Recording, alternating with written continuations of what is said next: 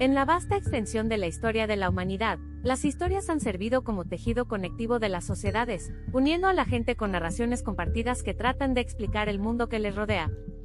Entre los relatos más perdurables están los de los Anunnaki, un panteón de dioses de la antigua civilización sumeria, y las historias contenidas en la Biblia, el texto sagrado del cristianismo.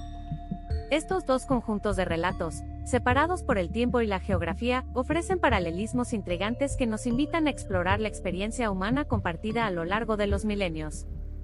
Los Anunnaki, cuyo nombre se traduce como los de sangre real o descendencia principesca, fueron documentados por primera vez en textos cuneiformes que datan del tercer milenio antes de Cristo, siglos antes que la Biblia. Se creía que estas deidades, entre ellas el dios del cielo Anu, el dios del viento Enlil y el dios del agua Enki, habían dado forma al mundo y a la humanidad. El Dr. Samuel Noah Kramer, uno de los asirólogos más importantes del mundo, dijo en una ocasión, los sumerios tenían la profunda creencia de que la humanidad había sido creada por los dioses a su imagen y semejanza. Este sentimiento se hace eco del Génesis la 1:27 de la Biblia, donde está escrito, y creó Dios al hombre a su imagen, a imagen de Dios lo creó, varón y hembra los creó. A medida que profundizamos en estas antiguas narraciones, encontramos más hilos que entrelazan estas culturas tan dispares. ¿Podrían estas similitudes ser meras coincidencias o podrían insinuar una comprensión compartida de lo divino que trasciende el tiempo y el espacio? En nuestro viaje por los anales de la historia, te invitamos a reflexionar sobre estas y otras preguntas. Orígenes, etimología, mitología y miembros de los Anunnaki. Los Anunnaki son originarios de la cuna de la civilización, la antigua Mesopotamia, una región que fomentó algunas de las primeras sociedades humanas conocidas. Sus historias están grabadas en tablillas de arcilla conservadas durante milenios, que nos permiten echar un vistazo a la vida espiritual de nuestros antepasados. El propio término Anunnaki es una maravilla de la lingüística antigua. Derivado del sumerio Anuna, que significa descendiente de An, se refiere a la progenie del dios del cielo, An, una deidad que ocupaba un lugar destacado en el panteón sumerio. Esta etimología sugiere un origen celestial para estas deidades, un concepto que resuena con la representación bíblica de Dios como un ser divino que reside en los cielos. La mitología que rodea a los Anunnaki es rica y compleja. Se les consideraba seres divinos que desempeñaron un papel crucial en la creación de la humanidad y el establecimiento de la civilización. También se les asociaba con el inframundo y el juicio de los humanos tras la muerte. Ese doble papel, tanto en la vida como en la muerte, recuerda al Dios bíblico, que es representado como el creador de la vida, y el juez último de las almas humanas. El panteón Anunnaki incluye una variedad de dioses y diosas. Anu, el dios del cielo, era considerado el padre de los dioses, similar al papel del dios padre en la teología cristiana. Enlil, dios del viento, estaba asociado con el mundo natural, muy parecido al dios bíblico, que es visto como creador y sustentador de la naturaleza. Enki, dios del agua, era conocido por su sabiduría, un rasgo que comparte con el dios bíblico, descrito como omnisciente. Al explorar estos relatos antiguos, encontramos ecos de historias familiares refractados a través de la lente de una cultura y época muy diferentes. Pero, ¿qué nos dice esto sobre nuestra historia humana común? ¿Podrían estos paralelismos sugerir una comprensión común de lo divino que trasciende las fronteras culturales? La creación de los humanos es un relato central tanto en la mitología Anunnaki como en la Biblia, y es aquí donde encontramos algunos de los paralelismos más fascinantes. En el mito sumerio, a los Anunnaki, específicamente Enki y la diosa madre Ninhursag, se les atribuye la creación de la humanidad. Los humanos fueron formados a partir de arcilla, diseñados para servir a los dioses y aliviar su trabajo. Este relato se repite en la epopeya de Atrahasis, donde el dios Enki crea a los humanos a partir de arcilla y la sangre de un dios asesinado. En el relato bíblico, la creación de los humanos también implica el moldeado de una figura a partir de la tierra.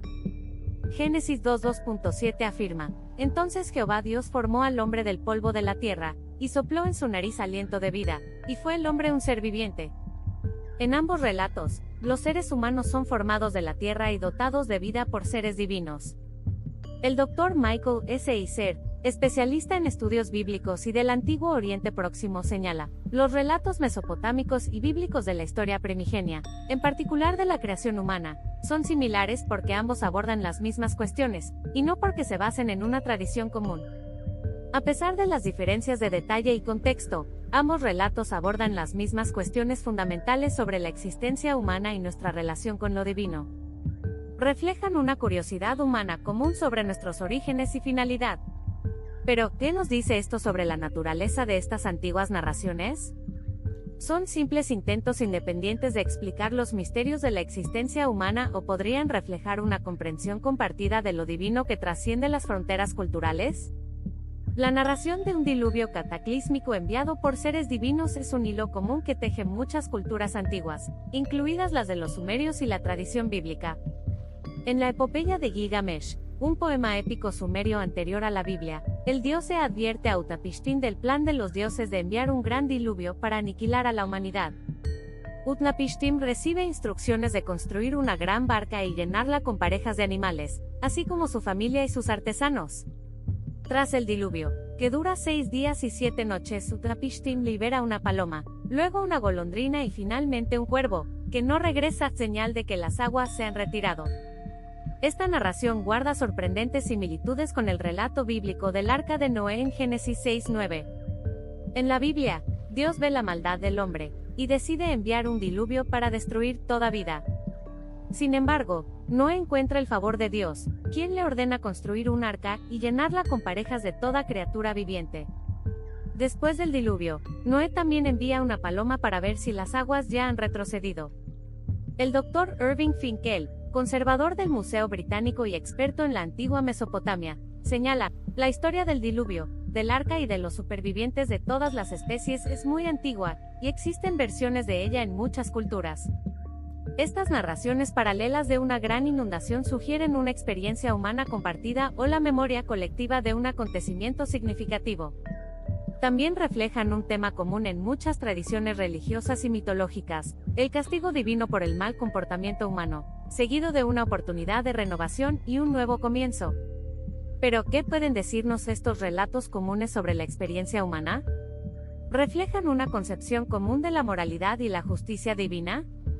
¿Y qué pueden revelar sobre nuestra relación con el mundo natural y cuál es nuestro lugar en él? La historia de la Torre de Babel en la Biblia, y la de los zigurats sumerios presentan otro interesante punto de comparación.